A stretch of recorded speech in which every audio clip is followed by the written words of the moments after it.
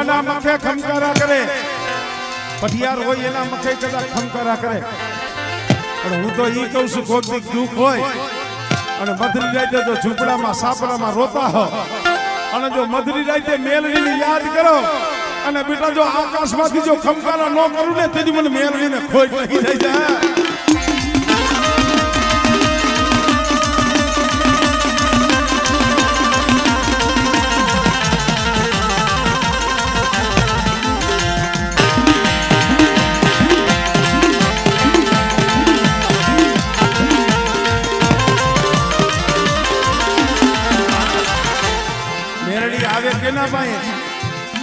રામજી બાબા ઘણી વખત કહું છું એમ ડાકલા વગાડી આવી ન જાય, એમ ધૂળે આવી ન જાય, એમ હાકરું લીધે ન આવી જાય. એના હાટું તો કાંઈક કરણી બાંધવી પડે ભાઈ. નથી મફતમાં મળતા, એના મૂળ ચૂકવવા પડે. આ પૈસાના મૂળ નહીં. મેલડી હાથું તો ગાંડા બાવરા બની જવું પડે, અઘોર વનમાં બની જવું પડે. એ જગતને છોડવું પડે, મોહ માયા મેળવી પડે. જગતના શોક છોડી અને વનમાં બેઠા બેઠા કદાચ મેલડી કરતા હોય અને બેટા જો મધરી રાતે જો હોકારા ન દઉં ને એ તેની તો મને મેલડીને જગતમાં કોઈ લાગી જાય.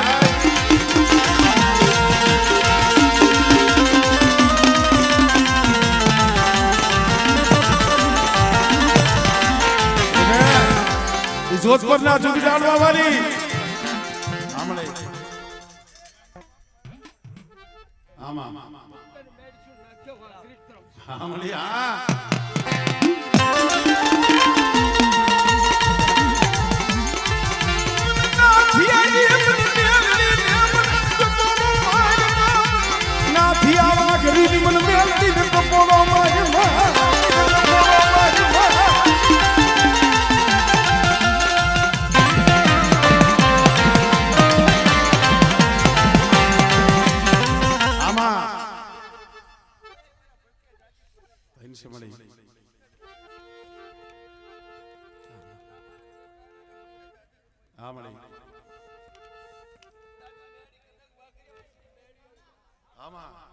સાંભળો ભાઈ.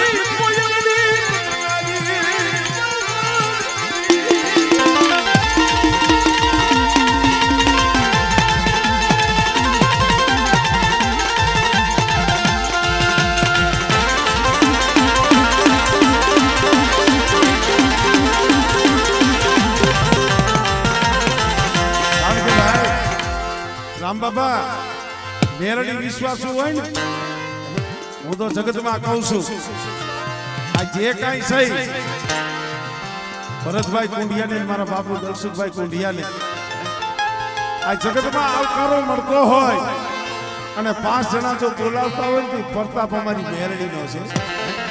પછી એલા મેરડી તો એક જ છે. હું તો કહું છું હું નોખી નથી માનતો. જગત કદાચ નોખું માનતા હોય પણ હું તો મેલડી એટલે મેલડી એક જ માનું છું.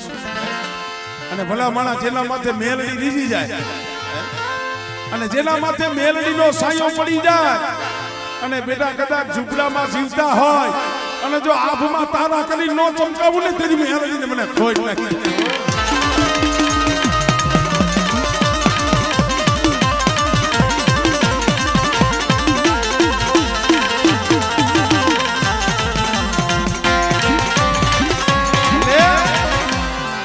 તો કાયમ માટે કહું છું મેલડી છે ને, મેલડીને હલૂણમાંથી કોઈ બી ન સુકાય.